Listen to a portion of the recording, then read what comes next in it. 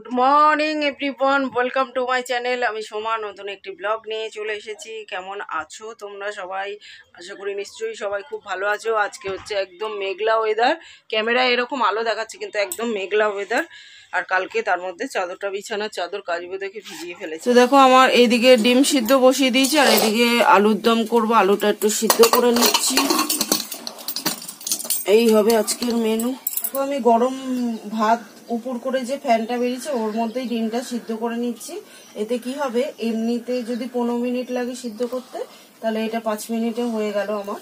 আর গ্যাসটাও বেঁচে গেল, ডিমটাও সিদ্ধ হয়ে যাবে একদম পারফেক্ট ভাবে। আর গ্যাসটাও বেঁচে গেল, 5 মিনিটে হয়ে গেল। তো এইভাবেই একটু বুদ্ধি করে করে কাজ করতে হয় গৃহবধূদের, তাই না?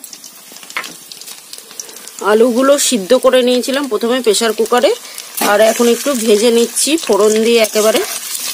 আলুগুলো সিদ্ধ করে যদি আলুর দম রান্না করা যায়, আলুর দম বলে না, যে কোনো রান্না যদি আলু সিদ্ধ করে করা যায় তাহলে কি হয়, রান্নার টেস্ট বেশি হয়। আর যাদের প্রেশার সুগার আছে এগুলো হওয়ার চান্সও কমে যায়। কারণ তারপর আলু খেলে যে মোটা হয়ে যায় সেই চান্সটাও কিন্তু 90% কমে যায়। কারণ আলু সিদ্ধ করে সেই জলটা ফেলে দিয়ে খেলে আলু থেকে যে ক্ষতিগুলো হওয়ার চান্স থাকে সেগুলো কিন্তু একদমই আর হয় না। মানে আলু খেলে যে মোটা হয়ে যাওয়া বা যাদের সুগার আছে তারা কি কোনোদিনও তাহলে খাবে না? না, এভাবে খেলে কিন্তু ওইসব হওয়ার চান্স অনেক কমে যাবে, মোটা হওয়ার চান্স, সুগার টুগার হওয়ার চান্স। তো নর্মাল মানুষরাও কিন্তু আলু সিদ্ধ করে খেলে তাহলে মোটা হওয়ার চান্স থাকবে না, বা আলু থেকে যে যে রোগগুলো হওয়ার চান্স থাকে সেগুলো 90% কমে যাবে আলুটা সিদ্ধ করে জলটা ফেলে দিলে আর কি। ওই জন্য দেখো সিদ্ধ করে জল ফেলে দিয়ে তারপরে এখন ভেজে নিচ্ছি। চলো এবার আলুর দমটা ফটাফট করে নিয়ে দেখাচ্ছি। প্রত্যেক দিন টাইমের মধ্যে বরকে অফিসে ও মেয়েকে স্কুলের জন্য রেডি করে সংসারের কাজ সারিয়ে ও এক্সট্রা কাজ করি। আজকে এটাই শেয়ার করব তোমাদের সঙ্গে বন্ধুরা। তো তোমাদের তো আমি বলেছি যে আমি একটা কাজের ফাঁকে আরেকটা কাজ করে নিই, কারণ সকালবেলা প্রচুর কাজ থাকে, প্রচুর তাড়া থাকে। তো ওইদিকে আলুটা ভাজা হচ্ছে ততক্ষণে আমি ভাবলাম বিছানাটা তুলেই নিই। তো দেখো বিছানা তুলতে লেগে গেছি। প্রত্যেক দিন আসলে সকালবেলা আমার প্রচুর ব্যস্ততা থাকে। তোমাদের তো দেখাই, আমার ব্লগে দেখোই তোমরা, যে ভোরবেলা উঠে মেয়েকে কোচিংয়ে দিয়ে আসি, তারপরে এসে সংসারে বাসি কাজকর্ম সেরে রান্না বান্না করে টাইমের মধ্যে মেয়েকে স্কুলে বার করি, আবার বরকে অফিসের জন্য বার করি। তো এই সমস্ত কাজগুলো করতে প্রচুর সময় লাগে। আর সেই সমস্ত রান্নার ফাঁকে ফাঁকে আবার সংসারের কাজও করে নিই। তো এভাবেই প্রত্যেক দিন ম্যানেজ করে বুদ্ধি খাটিয়ে কাজ করি, যাতে কাজগুলো টাইমের মধ্যে কম সময় হয়ে যায়, চটপট করেও হয়ে যায়, অথচ গুছিয়েও যেন হয়। তো দেখো বিছানাটা তোলা হয়ে গেল, ওদিকে আলুও অলমোস্ট ভাজা হয়ে গেছে। চলো আলুর দমটা করে নিয়ে তারপরে তোমাদের দেখাচ্ছি। আর বিছানাটা গোছালে ঘরের অর্ধেক কাজ যেন হয়ে যায়, তাই না? বন্ধুরা দেখো আমার আলুর দম পুরো ডান হয়ে গেছে, একদম কড়াইশুঁটি দিয়ে টমেটো দিয়ে শীতকালের আলুর দম যা দারুণ গন্ধ বেরিয়েছে না। ধনে পাতাটা শুধু নেই তো ঠিক আছে, ধনে পাতা ছাড়াই হেভি লাগবে। তো দেখো একদম গামাখা হয়ে গেছে, বুঝতে পারছো তো? এই দেখো একদম গামাখা হয়ে গেছে। আর এটাই একদম আর একটু ঠান্ডা হলে আলু পুরো টেনে নেবে, একদম পুরো গায়ে লেগে যাবে। তো দেখো এখন ফুলকপিটাও কিন্তু তাই করেছি, ভাপিয়ে নিয়ে জল ফেলে দিয়ে তারপরে রান্না করছি, কারণ কপি থেকে যাতে গ্যাস ট্যাস না হয়। তো পরিবারের সবার শরীরের খেয়াল তো আমাকেই রাখতে হবে, তাই না? শরীর যাতে সবার ভালো থাকে অথচ টেস্টি খাবার খাওয়াতে পারি, তো সেটাই চেষ্টা করি। তো দেখো আজকে ডালমা রান্না করব।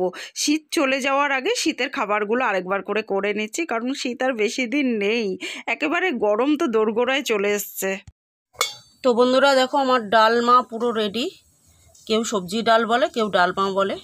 গাজর, বিনস, কড়াইশুঁটি, ফুলকপি, বেগুন সমস্ত কিছু দিয়ে কুমড়ো টুমড়ো দিয়ে করে নিয়েছি ডালমা, একদম ঘন ঘন। অসাধারণ হয়, মুখে লেগে থাকার মতো। এই দিয়ে ভাত খাওয়া যাবে। কি গো, ডালটা কেমন হয়েছে? দারুণ হয়েছে, দারুণ। ওরা স্কুলে বেরাচ্ছে আর আজকের ওয়েদার দেখো একদম মেঘলা, এক্ষুনি মনে হচ্ছে নামবে। আর আমি এক বালতি অলরেডি কাঁচার ভিজিয়ে ফেলেছি এর মধ্যে।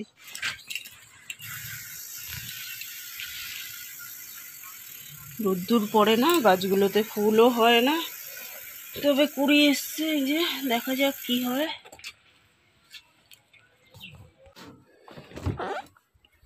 তো বন্ধুরা দেখো বাজার শেষ প্রায়, ওই জন্য এই তাকটা পরিষ্কার করে নিলাম। আমি যখন যেরকম যেই তাকটা ফাঁকা হয় তখন সেই তাকটা আর কি মুছে পরিষ্কার করে নিই। প্রথমে ভিম লিকুইড দিয়ে মুছে নিয়েছি, তারপরে দেখো জল পাল্টে পাল্টে 2-3 বার করে মুছে নিলাম। একদম পুরো নতুনের মতো হয়ে যায়, কোনো গন্ধ থাকে না ফ্রিজে, একদম ঝকাঝক তকাতক। আর আমি কোনো ম্যাট ইউজ করি না, দেখো আমার কাজ পুরো দেখো ঝকঝকে তকতকে। আমার তো 1 সপ্তাহ বাজার থাকে, তোমরা তো দেখোই আমার ব্লগে, কিন্তু কোনো দাগ নেই দেখো কাছে। আমি আটা আনি যে ওই প্যাকেটগুলো পেতে নিই, যখন নোংরা হয়ে যায় বেশি তখন ওগুলোকে আবার পাল্টে নিই। এভাবেই করি কাজ, এতে দেখো পয়সাও খরচা হয় না, ম্যাট কিনতেও লাগে না। এদিকে দেখো ফ্রিজের কাজও একদম পুরো ঝকাঝক তকাতক। তো দেখো এখন ফ্রিজ মোছাও পুরো পরিষ্কার হয়ে গেছে, ফ্রিজ মুছে দিলাম। ভিম লিকুইডটা সত্যিই খুব ভালো, একদম গন্ধও থাকে না, আর ফ্রিজও একদম নতুনের মতো পরিষ্কার হয়ে যায়। দেখো একদম পুরো চকাচক হয়ে যায়। যখন যে তাকটা ফাঁকা হয় তখন সেটা গুছিয়ে নিই, কারণ একসঙ্গে অনেক জিনিস থাকে তো ফ্রিজে, একসঙ্গে পরিষ্কার করা সম্ভব না। দেখো কেমন ঝকঝক তকতক করছে। এগুলো কদিন আগেই করেছি। দেখো ফ্রিজ আমার প্রায় 15 বছরের ফ্রিজ, কিন্তু দেখে মনে হচ্ছে বলো আর 1 সপ্তাহ বাজার থাকে, কত কি থাকে ফ্রিজে, পুরো একদম ঝকাঝক তকাতক। চলো প্রচুর কাজ আছে, কাজ করে নিই। বরকে অফিসের জন্য আর মেয়েকে স্কুলের জন্য টাইম মতো খাইয়ে দাইয়ে টিফিন দিয়ে বার করতে পারলে দিনের অর্ধেক কাজ যেন আমার কমপ্লিট হয়ে যায়। তো তারপরে সংসারের কাজ করি, এক্সট্রা কাজও করি প্রত্যেক দিন। এই ফ্রিজ পরিষ্কারটা ছিল আজকে এক্সট্রা কাজ। ফ্রিজটা আগেই পরিষ্কার করে নিলাম, কেন বলো তো, ভিম লিকুইড দিয়ে পরিষ্কার করে 2-3 বার জল পাল্টে পাল্টে মুছেছি, ঘরে জল টল পড়েছে তো ওই জন্য আগেই পরিষ্কার করে নিলাম। এরপর ঘরটর মুছে নিলে যাতে আর নোংরা না হয় ঘরটা, ওই জন্য আগেই পরিষ্কার করে নিলাম। তো ফ্রিজ পরিষ্কারটা ছিল কিন্তু আজকের এক্সট্রা কাজ। তো দেখো এখন 1 বালতি তো ভিজিয়েছি, বললাম মেঘলা ওয়েদার হোক আর যা হোক, কাছাকাছি তো প্রত্যেক দিনই থাকে আমার ব্লগে। তো দেখো সবাই প্রত্যেক দিন হাজব্যান্ডের অফিসের জামা কাপড়, আমাদের রেগুলারের জামা কাপড়, চাদর ফাদর যাই হোক না কেন, প্রত্যেক দিনের জামা কাপড়টা কেচেই নিই। তো ওই জন্য একটুখানি খাটনি বেশি হয়, কিন্তু ওই যে পরিষ্কার থাকাটাও একটা অভ্যাসে পরিণত হয়েছে, তাই একটু খাটনি করেই নিই। আসলে কি বলো তো, পরিষ্কার থাকলে না শরীর ভালো থাকে, শরীর ভালো থাকলে মনও ভালো থাকে। আর দেখো একাই চাদর ভিজলে তো কি ভারী হয়ে যায়, সবাই জানো আমার চাদরগুলো না ভীষণ ভারী হয়ে যায়, কারণ খাটটা প্রচণ্ড বড় বড় চাদর পাততে হয়। তো এরকমভাবে কিন্তু দড়িতে ফেলে তারপরে নিগড়ালে একাই চাদর নিগড়ানো যায় ভালোভাবে, কারুর সাহায্য দরকার হয় না। তো এভাবে একটু বুদ্ধি খাটিয়ে কাজ করি, আর সেগুলো অবশ্যই তোমাদের সঙ্গে শেয়ার করে দিই যাতে তোমাদেরও উপকারে আসে বন্ধুরা। এই যে আটার প্যাকেট দেখো, এই আটা আনি আমি, যে এই প্যাকেটটা ফ্রিজে এখন পেতে দেবো। আমাদের মতো মধ্যবিত্ত ঘরে একটু বুদ্ধি খাটিয়ে একটু পয়সা বাঁচিয়ে কাজ তো করতেই হবে বন্ধুরা। তো যে কাজটা আটার প্যাকেট দিয়ে হয়ে যাচ্ছে সেটা ম্যাট কিনে পয়সা নষ্ট না করলেও চলে। তো যাই হোক, আমি তো এইভাবেই কাজ করি, এতে আমার কোনো ক্ষয়ক্ষতিও হয়নি, উল্টে ভালোই বেশ কাজ করে, ম্যাট ফ্যাট লাগে না। এইটা যখন অনেক দিন হয়ে যায়, আটা তো আমার আনতেই হয়, যখন অনেক দিন হয়ে যায় একটা নতুন প্যাকেট এলে আবার একটা করে চেঞ্জ করে নিই। এভাবেই বুদ্ধি খাটিয়ে কাজ করি। তো যাই হোক, দিনের সবথেকে ভারী কাজ যেটা, সেটাকে আমি আগে করি, তারপরে যেটা ভারী কাজ তারপর সেটা করি, তারপর যেটা ভারী কাজ তারপর সেটা করি। এভাবে স্টেপ বাই স্টেপ কাজগুলো প্রথমে ভোরবেলা মাথায় সাজিয়ে নিই, তারপরে কাজগুলো করি। এতে কি হয়, কাজগুলো চটপট হয়ে যায় আর সময়ও অনেক বেঁচে যায় কিন্তু বন্ধুরা। তো দেখো এই যে পেতে দিয়েছি আটার প্যাকেটটা, এতেই ভালো কাজ হয়ে যায়, কোনো ম্যাট কেনার দরকার নেই। এটা নোংরা হলে আবার চেঞ্জ করে দেবো, ব্যাস হয়ে যাবে।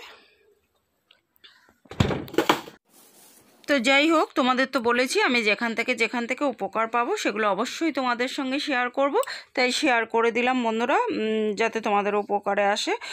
আর আজকে দিনের সবথেকে ভারী কাজ ছিল ফ্রিজটা পরিষ্কার করা। তো ফ্রিজটাকে পরিষ্কার করে নিয়েছি সবার আগে, তারপরে ছিল কাচাটা।